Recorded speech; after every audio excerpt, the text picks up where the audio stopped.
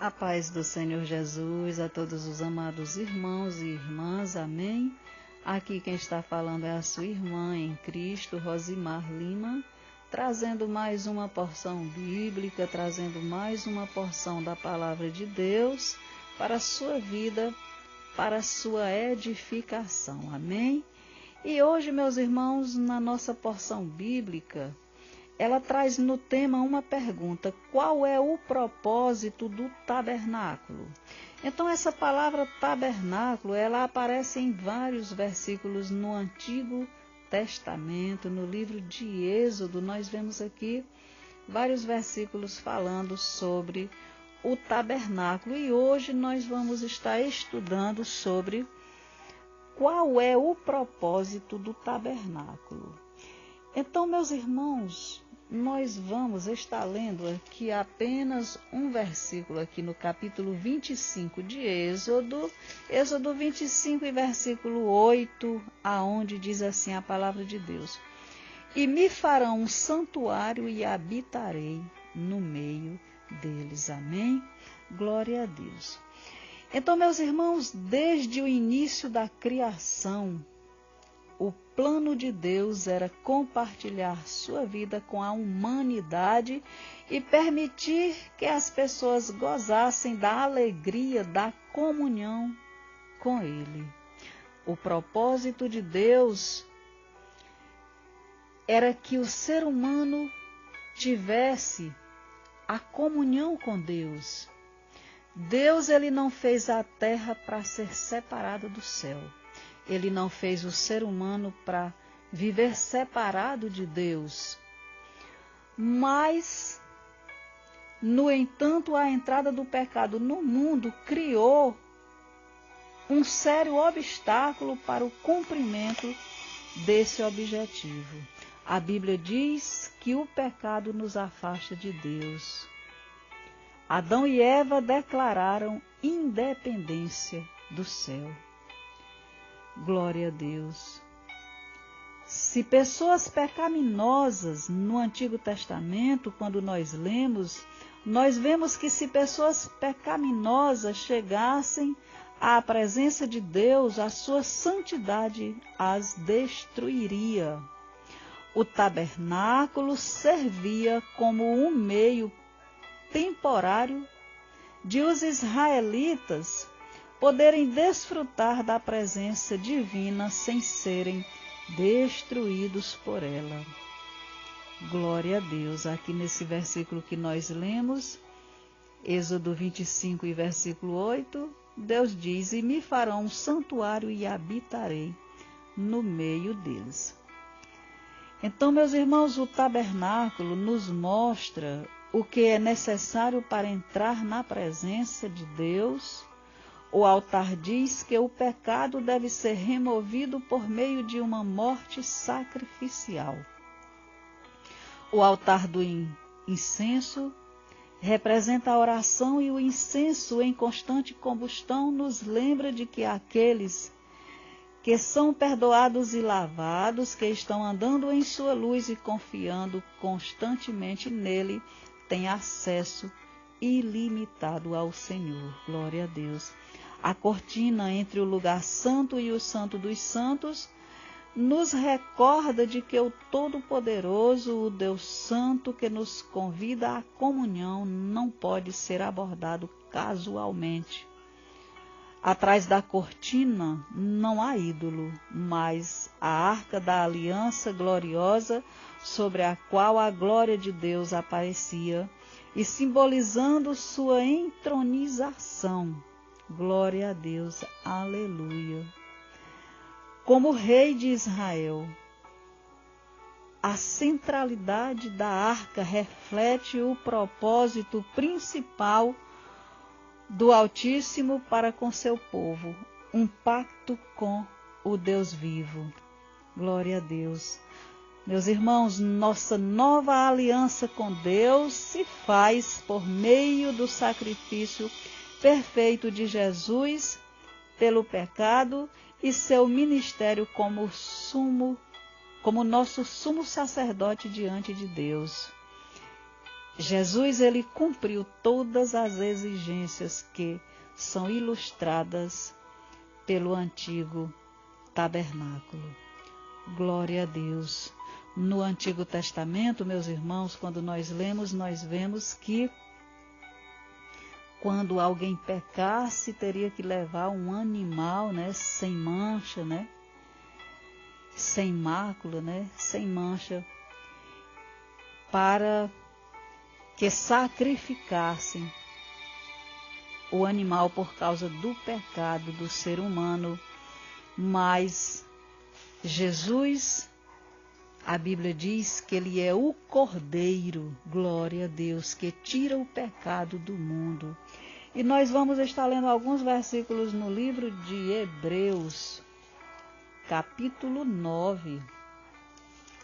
Nós vamos estar lendo Hebreus, capítulo 9, aonde na epígrafe diz: os sacrifícios do santuário, por causa de suas imperfeições, deviam repetir-se, mas o de Cristo é único porque é perfeito. Glória a Deus. Capítulo 9 de Hebreus e versículo 1 diz assim a palavra de Deus: ora, também o primeiro tinha ordenanças de culto divino e um santuário terrestre, porque um tabernáculo estava preparado. O primeiro em que havia o candeeiro e a mesa e os pães da proposição, ao que se chama o santuário.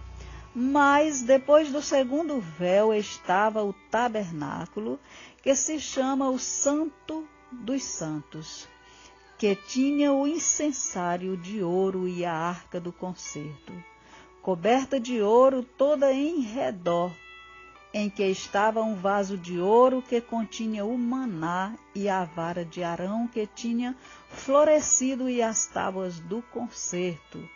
Versículo 5 diz: e sobre a arca os querubins da glória que faziam sombra no propiciatório, das quais coisas não falaremos agora particularmente.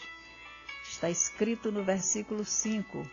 Versículo 6 diz: ora, estando essas coisas assim preparadas, a todo tempo entravam os sacerdotes no primeiro tabernáculo, cumprindo os serviços, mas no segundo só o sumo sacerdote, uma vez no ano, não sem sangue, que oferecia por si mesmo e pelas culpas do povo, dando isso a entender o Espírito Santo que ainda o caminho do santuário não estava descoberto, enquanto se conservava em pé o primeiro tabernáculo, que é uma alegoria para o tempo presente em que se oferecem dons e sacrifícios, que, quanto à consciência, não podem aperfeiçoar aquele que faz o serviço, consistindo somente em manjares e bebidas e várias abluções e justificações da carne impostas até ao tempo da correção.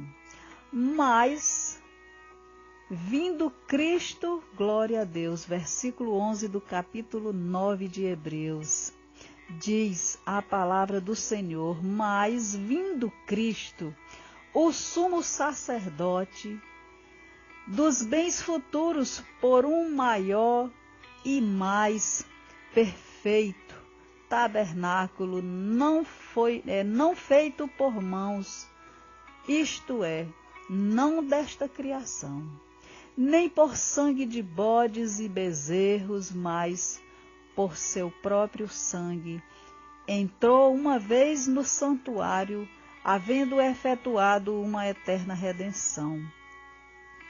Porque se o sangue dos touros e bodes e a cinza de uma novilha, esparzida sobre os imundos, os santificam, quanto à purificação da carne, quanto mais o sangue de Cristo, que pelo Espírito eterno se ofereceu a si mesmo imaculado a Deus. Purificará a vossa consciência das obras mortas, para servirdes ao Deus vivo. Por isso é mediador de um novo testamento, para que, intervindo a morte para remissão das transgressões que havia debaixo do primeiro testamento, os chamados recebem a promessa da herança eterna, porque onde há testamento, necessário é que intervenha a morte do testador. Glória a Deus. Porque um testamento tem força onde houver morte. Ou terá ele algum valor enquanto o testador vive? Pelo que também o primeiro não foi consagrado sem sangue. Porque, havendo Moisés anunciado a todo o povo todos os mandamentos segundo a lei, tomou o sangue dos bezerros e dos bodes com água, lã, púrpura e hisopo, e aspergiu tanto o mesmo livro como todo o povo, dizendo: este é o sangue do testamento que Deus vos tem mandado. Glória a Deus. E semelhantemente aspergiu com sangue o tabernáculo e todos os vasos do ministério. E quase todas as coisas segundo a lei se purificam com sangue, e sem derramamento de sangue não há remissão. De sorte que era bem necessário que as figuras das coisas que estão no céu assim se purificassem, mas as próprias coisas celestiais com sacrifícios melhores do que estes, porque Cristo não entrou num santuário feito por mãos, figura do verdadeiro, porém no mesmo céu, para agora comparecer, glória a Deus, por nós perante a face de Deus, nem também para si mesmo se oferecer muitas vezes como sumo sacerdote. Cada ano entra no santuário com sangue alheio.